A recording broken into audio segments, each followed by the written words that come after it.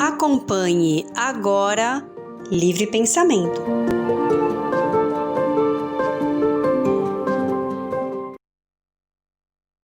Olá, amigos, olá, amigas. Estamos aqui, nesta segunda-feira. Um dia aqui tá meio nubladinho, mas vamos embora, Que seja uma semana abençoada. Um abraço para todos os ouvintes que estão conosco, o pessoal da técnica. E hoje aqui conosco está o nosso amigo Lucas Sampaio. Olá, Lucas. Olá, Juliana, tudo bem com você? Espero que sim, Joia. né? Hoje vamos mandar um abraço para Paulo Henrique de Figueiredo e vamos ver se nosso colega Fabrício também aparece aí hoje para bater esse papo com a gente, senão vamos em frente, hein? Vamos, Vou pedir para o pessoal da técnica chamar o nosso tema de hoje para a gente começar a nossa conversa. Papo de hoje.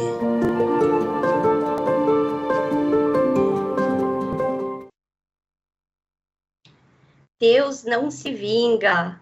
Lucas Sampaio, todos que estão conosco, vou trazer aqui a participação dos nossos queridos amigos, ouvintes que estão conosco, Maria Zélia de Araújo, Joenilton Oliveira, dando um bom dia a todos, um bom estudo a todos, Ângela Maria Oliveira, Livraria Espírita Girassol, nossa amiga Lúcia, a Évora, a Deide Lucy, a Sônia Ruvigatti, a nossa amiga Sônia, um beijo a todos.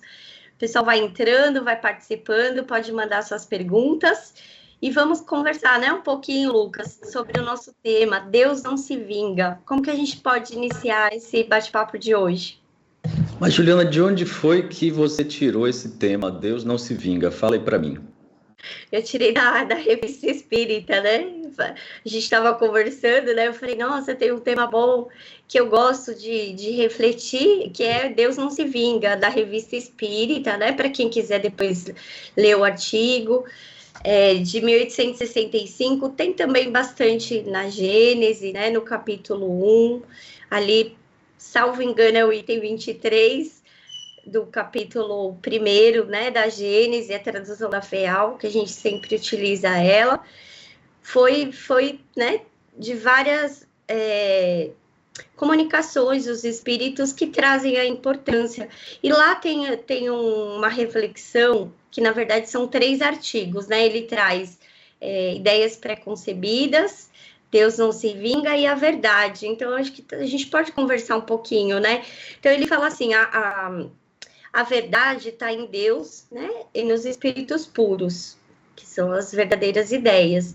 E as ideias pré-concebidas, ele coloca assim, que vem da própria limitação do homem, da inclinação que o homem tem, E das instruções erradas que a gente tem aqui no mundo corpóreo, Lucas? E todos que estão conosco. Então, a gente pode entender que a influência também das ideias pré-concebidas do nosso mundo fazem com que, às vezes, a gente tenha comportamentos errados ou crenças erradas que nos levam a ter uma atitude errada.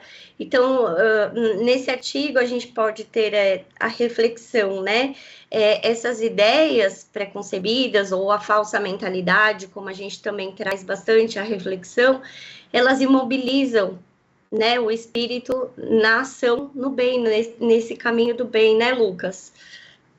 Pois é, olha só.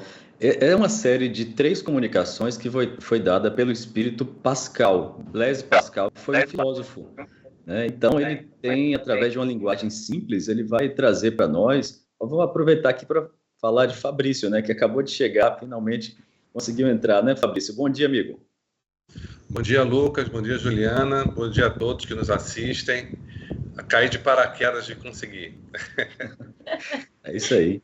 Vamos em frente, gente. Então, estamos falando aqui da série de comunicações, 3 comunicações que foi dada pelo espírito Pascal, E que traz exatamente esse tema, Deus não se vinga.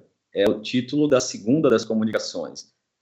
E você falou uma expressão-chave, Juliana, que foi ideias pré-concebidas.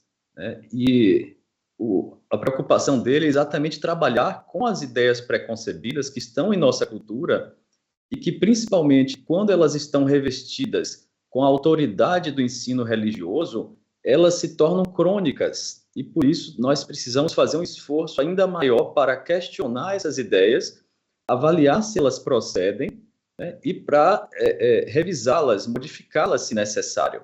É exatamente o caso aqui.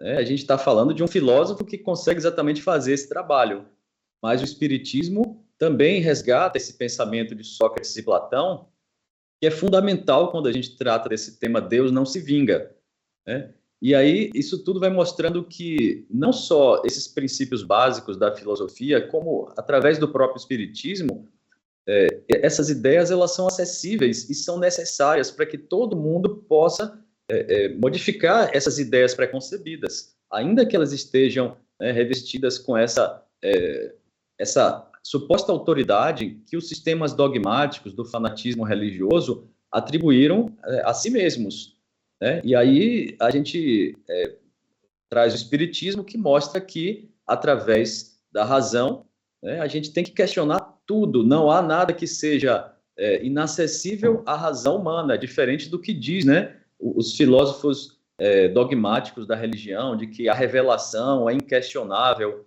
porque o próprio Platão deu mostras de que a revelação é questionável, sim. Não só questionável, na verdade ela é explicável, né? E o Espiritismo mostra que, através dos espíritos, das manifestações mediúnicas, a revelação acontece naturalmente, né? E sempre aconteceu, né? Sempre aconteceram comunicações, mas através, né, desse trabalho dos espíritos, da iniciativa deles, com o método estabelecido com Kardec, com os espíritos, é plenamente possível a gente ter uma revelação e compreender como ela acontece.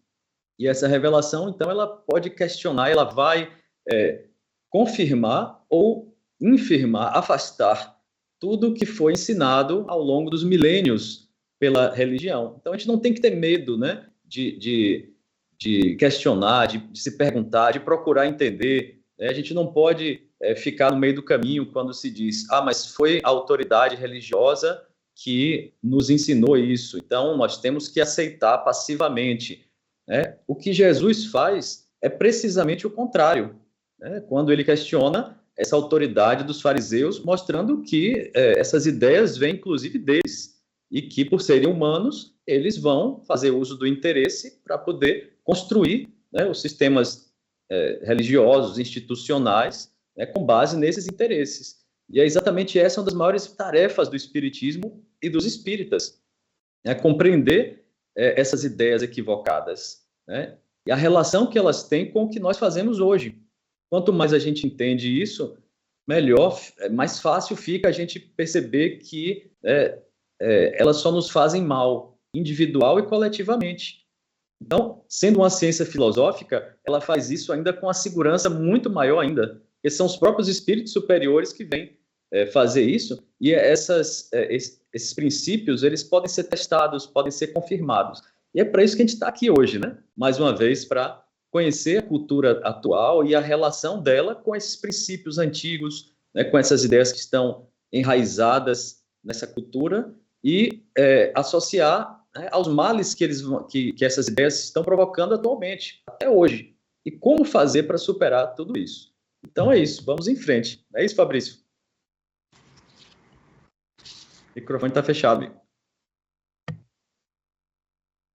Sim, façamos uma análise.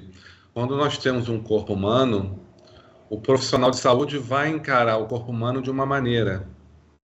Um biólogo vai avaliar de outra forma. Um físico vai ter uma interpretação baseada no conhecimento que ele adquiriu.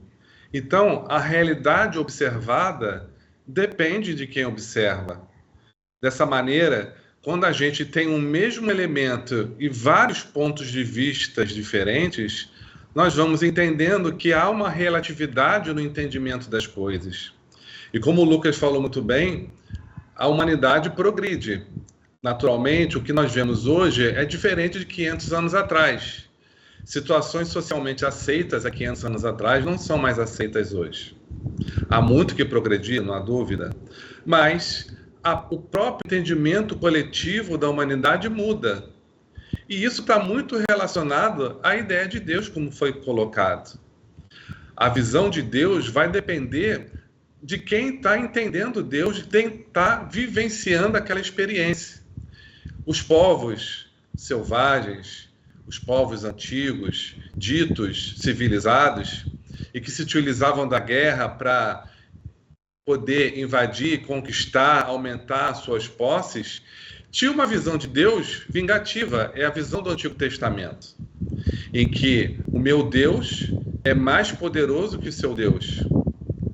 E Jesus vem, então, trazer uma visão diferente desse Deus que é um líder de exército, como se fosse uma visão antropomórfica de um homem à frente dos exércitos.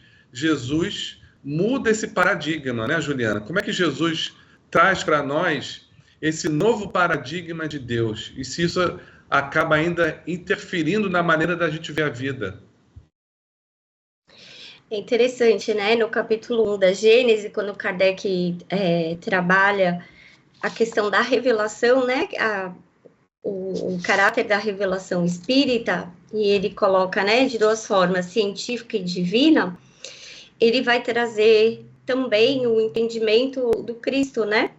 Quando ele coloca assim, o ensinamento principal, né, a pedra angular do ensinamento do Cristo é o ponto de vista novo, do qual ele traz, né, a forma da gente ver a Deus. Não é mais aquele Deus ciumento, vingativo, colérico, e sim um Deus de amor, né, um Deus que busca a reabilitação daquele espírito que errou, que se mobilizou, né, no caminho do bem, seja pelas suas próprias escolhas, seja pelo aquilo que a gente falou, das ideias preconcebidas, né, as falsas ideias que tem no mundo.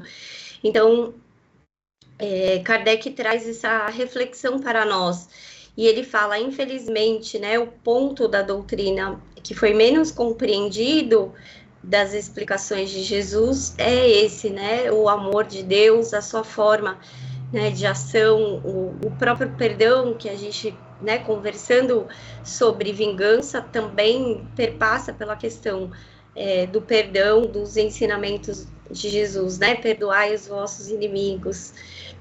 E você falou, né, dessa questão da evolução da sociedade.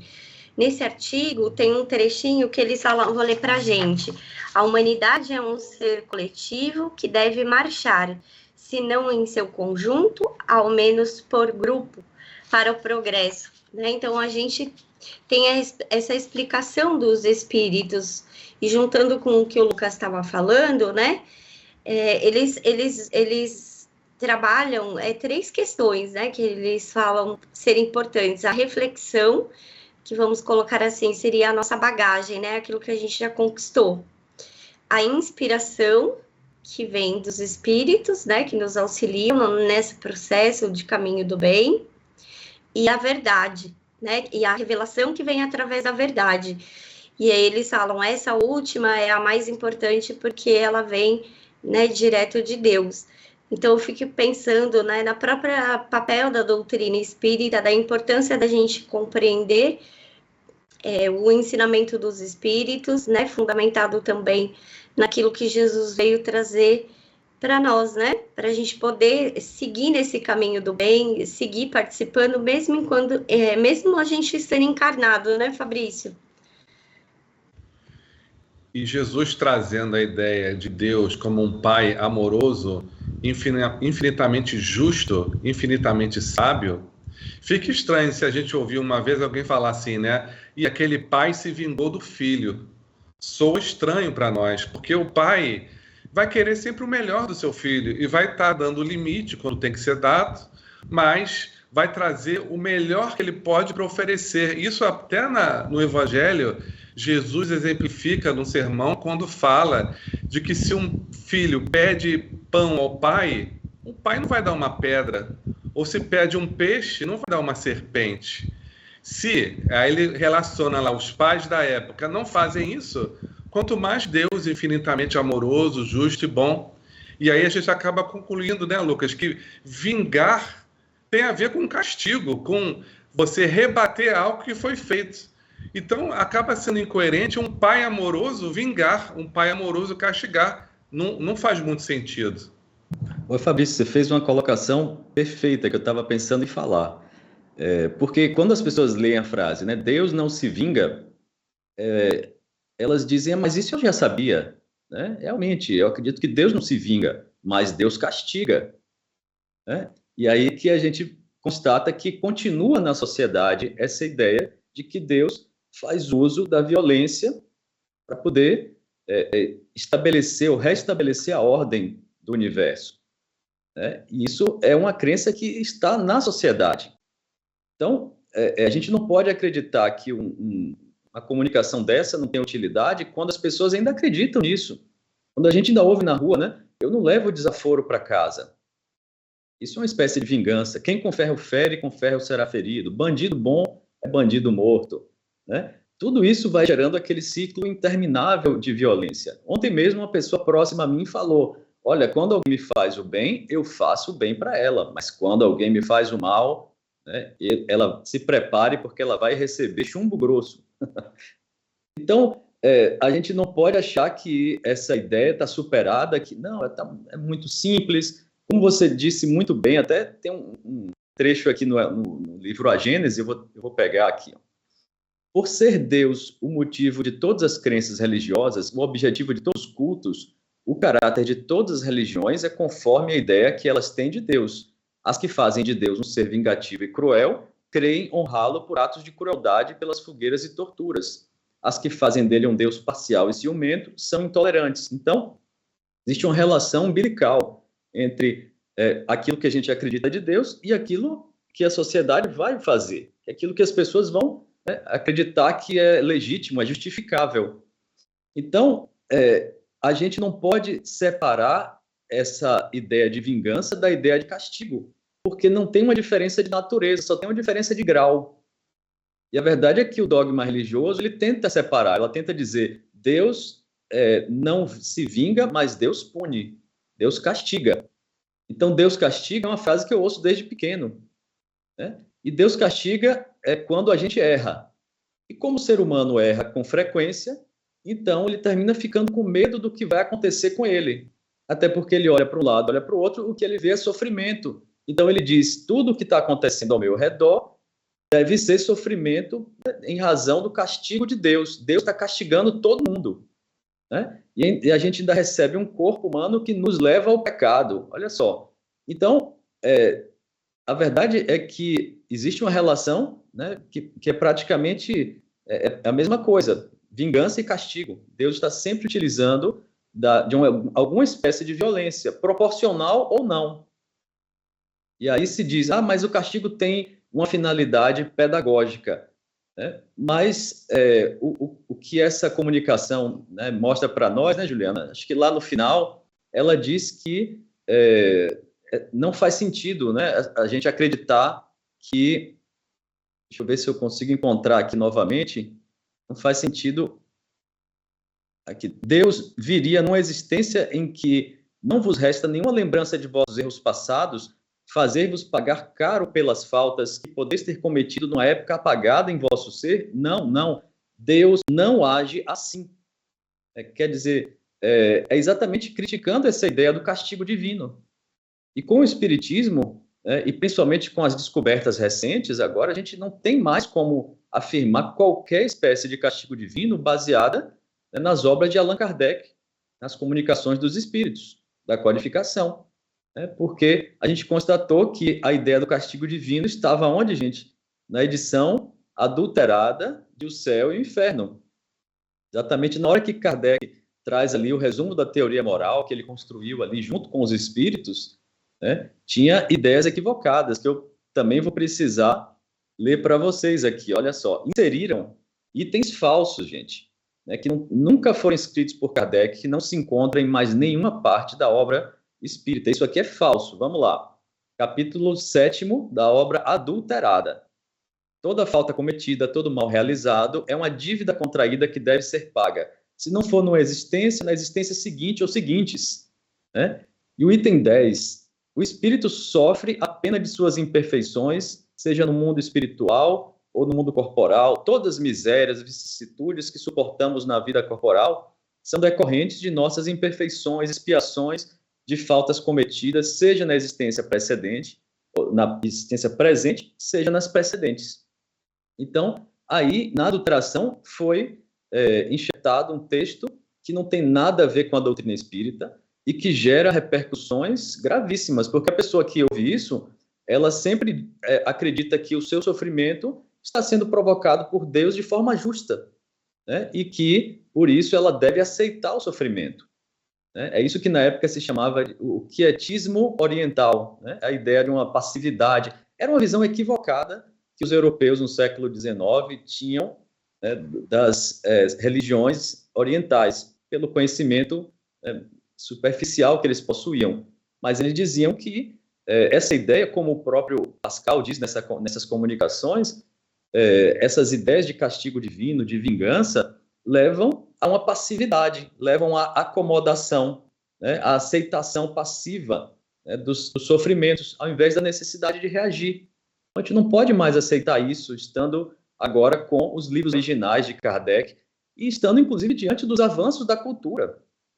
O espiritismo, ele estava, pelo menos, não o espiritismo verdadeiro, mas o movimento espírita estava acreditando em ideias que estão atrasadas, né, em alguns milhares de anos, porque até na própria religião se vê a ideia de perdão. Perdão, ainda que o perdão divino, né, mas se vê a ideia de perdão, enquanto que no livro adulterado nem perdão divino existe, porque você tem que pagar tudo, né, cada centavo daquilo que você fez supostamente de errado e daquilo que você acha que fez, né, e nem sabia. Então, essa é uma das grandes críticas que o Espírito Pascal fala até de forma eloquente, né?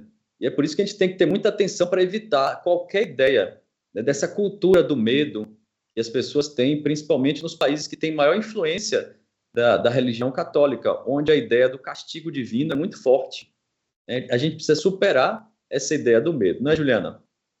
É importante, né, Lucas, estudar o céu e o inferno, as adulterações, e a gente compreender, né, a diferença da proposta dos espíritos através de Kardec, porque é uma revelação que vem né, do próprio Deus, para que a gente possa compreender a verdade, que é a forma de viver dos espíritos, no mundo espiritual. E aí a gente entende o amor, a justiça, a benevolência, a misericórdia, né, e todos os atributos de Deus, e busca praticar isso no nosso dia a dia, nos nossos atos, né? E você estava falando, eu lembrei também de um outro artigo da Revista Espírita que chama O Dedo de Deus, mas a gente até pode, né, no próximo programa, trazer para a gente conversar. E quando você estava falando da falsa mentalidade, né? Me veio a questão do castigo, me veio o entendimento da gente refletir sobre a justiça divina. Porque muitas vezes a gente ouve assim, a justiça do homem falha, mas a de Deus nunca falha. Então, isso é uma frase que eu acho muito forte, porque é como se a gente esperasse que Deus colocasse, né, esse castigo, esse sofrimento imposto no indivíduo para que ele pague. E a gente pensa que a única forma do indivíduo, né, reparar o que ele fez é pelo sofrimento, quando na verdade a gente entende que é o amor que transforma, né, a razão humana e o sentimento do amor, da gente se colocar no lugar do outro, da gente não agir pela cólera, pelo ódio, pela vingança, e principalmente refletir, porque quando alguém faz uma ofensa a nós ou prejudica a gente de alguma forma, ele está atingindo só a personalidade. Mas a questão é a gente refletir o que é que sai de nós quando eu recebo essa ofensa. E acho que o maior exemplo disso é Jesus, né, em seus atos, porque na própria história, né, da vida de Jesus aqui encarnado, a gente vê a forma como ele agiu, os seus, né, diálogos, a denúncia que ele faz sobre o agir, né, sobre a mentira, a violência, e ele fala para nós, né, que vocês não estão tirando nada de mim, porque eu não sou daqui, eu não sou desse mundo, a minha ação é do Espírito. Então, é para a gente refletir. Vou passar para você, Lucas, mas eu vou trazer uma frase que está na Revista Espírita de 62, que chama Vingança. Ele fala assim: credes fazer o mal ao próximo quando o golpeais, e não notais que eles se voltam contra vós. Ficais certos de que se alguém mereceu a vossa cólera, ou seja, se alguém, né, te fez alguma coisa e você ficou com raiva, não será o paroxismo do rancor que encontrareis a calma da consciência. Então, acho que essa frase traz a reflexão do coração do céu e inferno, né? A busca da reabilitação daquele que cometeu o erro, que é esse o objetivo, né? E você encontrar esse caminho do bem e agir segundo a consciência, que é a inspiração dos bons espíritos, para a gente compreender a lei divina. Lucas. E a gente estava combinando, Juliana, de fazer um programa seguinte também sobre o tema do perdão, né? Mas perdão nosso para com relação ao outro, né? E do outro para com relação a nós mesmos. Então, isso, a gente tem muito assunto interessante para conversar a respeito, mas no tema da justiça divina e dessa ideia de que Deus não se vinga, Jesus nos ensinou a perdoar. E ele disse que o que ele faz, nós também podemos fazer e ainda melhor. Olha só a noção de evolução levada ao extremo, né? Isso é uma verdade, porque todos nós vamos sempre evoluir indefinidamente.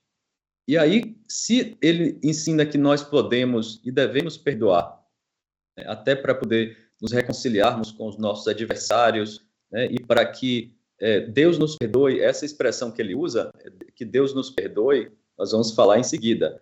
Mas isso significa que se Deus se vingasse, nós que, quando perdoamos, estaríamos sendo melhores do que aquele Deus, né? E alguém pode estar perguntando, e com relação ao castigo? Eu aprendi que quando meu filho faz alguma coisa errada, eu devo castigá-lo para corrigi-lo, porque aquele menino não tem jeito. Alguém pode pensar assim, a única forma que funciona, ela acredita que é o castigo. E aí ela diz, então, se eu acho que o castigo é uma forma de corrigir, então eu acho que também Deus também vai poder usar o castigo. Então o castigo talvez fosse legítimo. A diferença que tem da vingança para o castigo é basicamente a ideia da proporcionalidade, né? Na vingança você pode ter penas cruéis, só que até o direito humano está evoluindo, né? A ideia da vingança pública já foi superada na maioria dos lugares, né?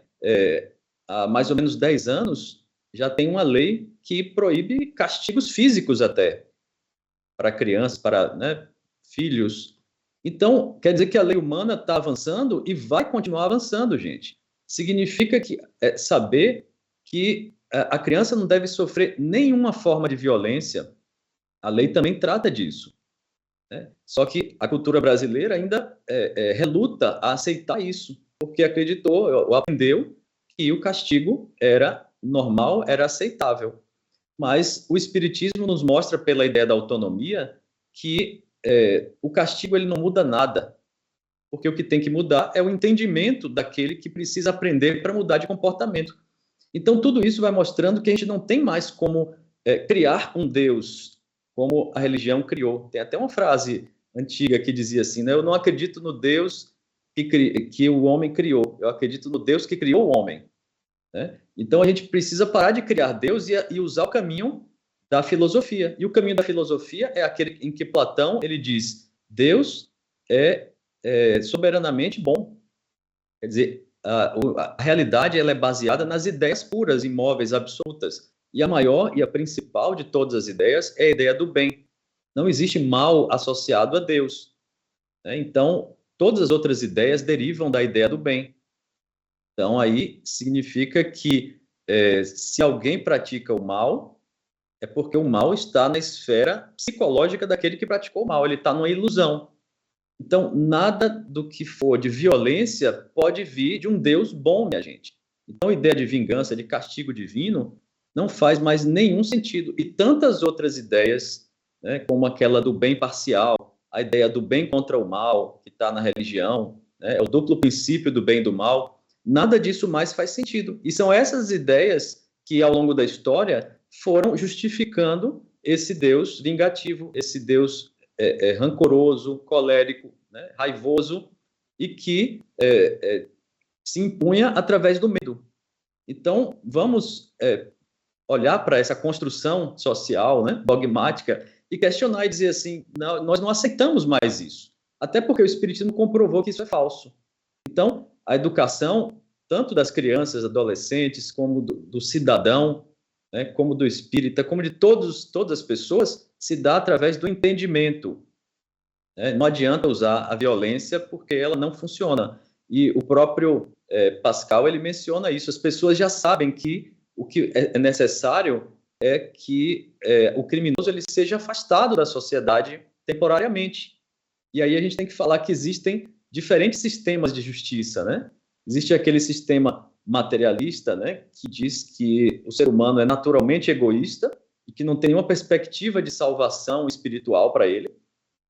Né? E aí, por isso, o mal está sempre presente. Na verdade, tudo é uma convenção, um acordo de interesses. Então, isso empobrece demais o ser humano. E o objetivo, no fundo, é estabelecer e manter um sistema de injustiça, né, de privilégios. Mas também tem um sistema dogmático. Esse sistema dogmático diz que quando alguém entra no mal, né, salvo a exceção de ter praticado um ato leve, mas essa pessoa ela não consegue mais retornar. Então, o mal ele é definitivo. Então, a pessoa passa a ser do mal e isso justifica a condenação dela, o julgamento, né, até a eliminação dela, a desumanização. Então, esse mal, para o sistema dogmático, ele é definitivo, tanto que gera na religião, uma pena eterna. Olha só. E o que a gente tem em Platão, em Jesus, no Espiritismo? A gente tem a ideia de que o mal é psicológico, ele é temporário e ele é superável por todos, em razão da igualdade e da soberana bondade divina. Então, a gente tem as consequências de cada um desses sistemas e não é difícil escolher qual é o mais adequado que a gente escolha quando a gente precisa caminhar para um mundo feliz, para um mundo melhor. É isso, Juliana. Ia falar alguma coisa. É isso. Pensando na ideia de vingança, traz muita questão, né? Pagar o mal com o mal. Você me fez um mal e eu quero que você sofra, quero que você pague. E também essa questão que você estava trazendo, né? Do castigo, de impor sofrimento físico. A mudança da lei, né, para as próprias crianças, que hoje não pode mais bater. Então, quando a gente se relaciona com o outro dessa maneira, pelo castigo, a gente impõe a ele o medo. E não é o medo é uma emoção fisiológica que paralisa. Quando você entra, né, no estado de medo, você entra num estado de alerta. Você fica ali parado. É necessário para a nossa conservação, por aquele exemplo, né? Vou atravessar a rua, vou lidar com a emoção do medo. Entrei em estado de alerta, atenção, é como se ficasse ali, né? Aquela luzinha, opa, vou olhar para um lado, vou olhar para o outro, o farol fechou, posso passar. Quando eu atravessei, eu descondicionei do medo. Agora, quando eu lido com outro ser humano, seja meu filho, meu parente, né? Que eu tô ali num processo de educação e construção da relação, e eu tenho essas falas, olha, Deus está vendo, Deus castiga, se você cometer um erro, Deus vai te punir, você faz com que aquela criança, primeiro, se coloque na emoção do medo, segundo, ela pode entender que um erro que ela comete, eu não sou bom, ela vai construindo crenças disfuncionais sobre ela mesma, Deus não gosta de mim, tá vendo, aconteceu tal coisa, nossa, será que foi Deus que me castigou? Então, são reflexões, né, para a gente pensar, né, a nossa forma de educar nossos filhos, nossa forma de se autoeducar também, porque quando a gente pensa, né, na questão do caminho do bem, ou quando a gente se desvia do caminho do bem, o que Deus quer é nossa reeducação, é que a gente se reeduque, que a gente aprenda a fazer o certo, não por medo, mas usando a nossa razão, né? E como força motora, o amor. Então, é importante a gente refletir sobre isso, Fabrício. O castigo, a vingança, tudo remete à dor, tudo remete a medo, tudo dá uma ideia de limitação, de restrição. Quando, na verdade, a ideia que Jesus nos traz, de um pai amoroso, é de uma ideia de que está relacionada à liberdade, à independência. Então, são coisas antagônicas. Não dá para você configurar, educar alguém através do medo, não vai ser eficiente. A gente vê nas escolas no início do século passado, em que havia palmatória, ajoelhar no milho, ficar de castigo olhando para a parede, para fazer algum tipo de educação, mas que efetivamente não funcionava. E eu, durante a faculdade, tive acesso a um tipo de aprendizado chamado PBL, não sei se vocês conhecem, é uma abreviação de Problem Based Learning, um aprendizado a partir do problema. Então, o professor te dava um problema e você, por conta própria, tinha que buscar nos livros, tinha que buscar nos profissionais que já trabalhavam na área, tinha que experimentar a situação para aí, então, conquistar o aprendizado autonomamente, de uma forma própria, pessoal. E esse aprendizado é muito mais consistente do que aquele com o professor que, através do medo, estabelecia uma pressão para que você aprendesse, que acaba não sendo tão eficiente. E aí, o Espiritismo, então, traz, com um conhecimento mais aprofundado de tudo que Jesus nos trouxe, o entendimento da justiça amparada na reencarnação, amparada na relação entre os seres, da nossa imortalidade, não só da alma, mas da imortalidade das relações. Então, nós estaremos sempre juntos. E não haveria sentido você estabelecer um castigo numa relação que tem que ser melhorada, que tem que ser tratada, que tem que ser curada. E aí não é à toa que há em nós, na nossa consciência, um GPS das leis morais.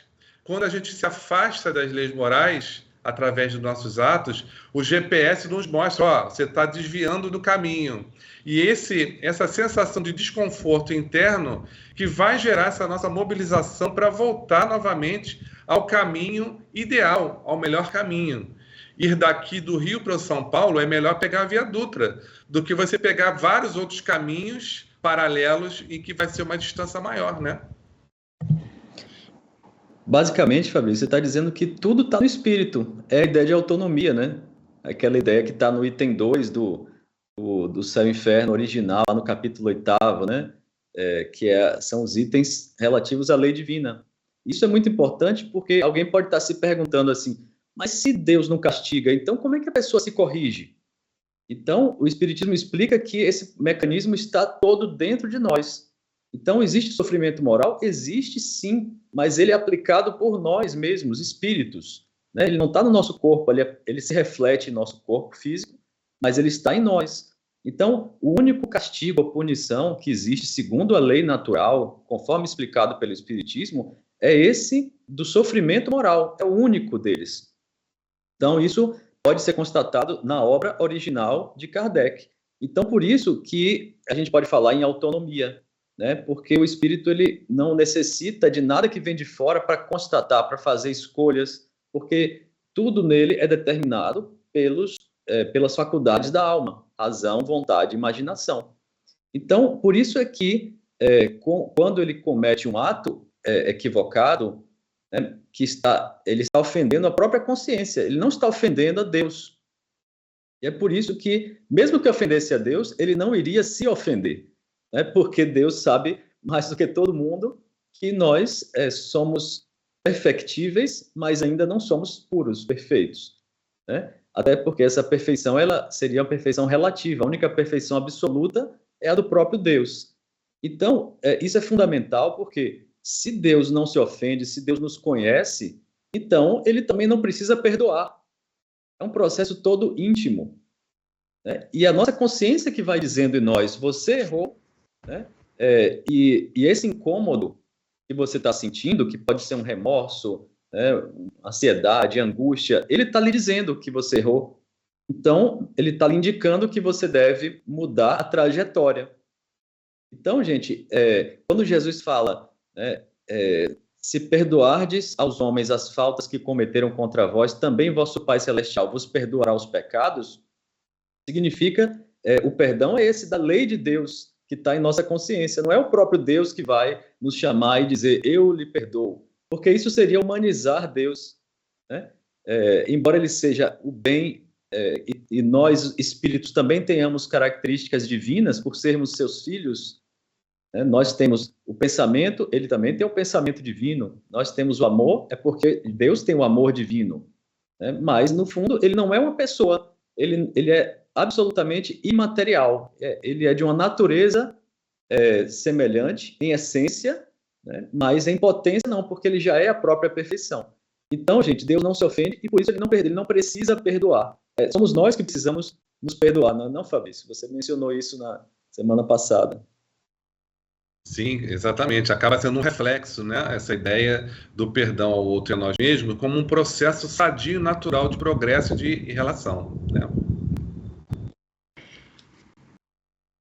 Eu vou trazer aqui só o comentário, né, da Milena, que ela falou que é tão libertador e, ao mesmo tempo, como amplia a responsabilidade dos nossos atos, justificando o conceito de livre-arbítrio. Entender que Deus não castiga. Deixar nosso abraço aqui também para o José Antônio, a Luciana Santos, a Raquel Aparecida, foi esses que o Paulo e a Cecília Reis, a Sueli Preto, Lúcia, que entraram, que também estão aqui conosco. Deixar um abraço para a Luciana e falar para ela, Luciana, acho que todos nós estamos aprendendo, né, a ser pais e agir da melhor maneira que a gente pode, construindo essa relação com os nossos filhos. O importante, né, eu tenho certeza que no seu coração de mãe você ama a sua filha e quer o melhor para ela. Lucas. Muito bem, gente. E eu queria dizer uma última coisa. Vamos substituir o temor a Deus pelo amor a Deus, né? Não vamos ser mais tementes a Deus. Vamos amar a Deus, procurar compreender o que Ele é, para que nós sejamos, aos pouquinhos, mais parecidos com Ele, né? Chegamos mais perto, conforme Jesus nos ensinou. Muito obrigado. É isso. Estamos chegando aqui, né, no finalzinho do nosso programa. Deixar nosso abraço a todos os ouvintes queridos. Fabrício, obrigada pela parceria, pela companhia. Lucas, seu pai. Obrigado, até a próxima, gente. Até a próxima.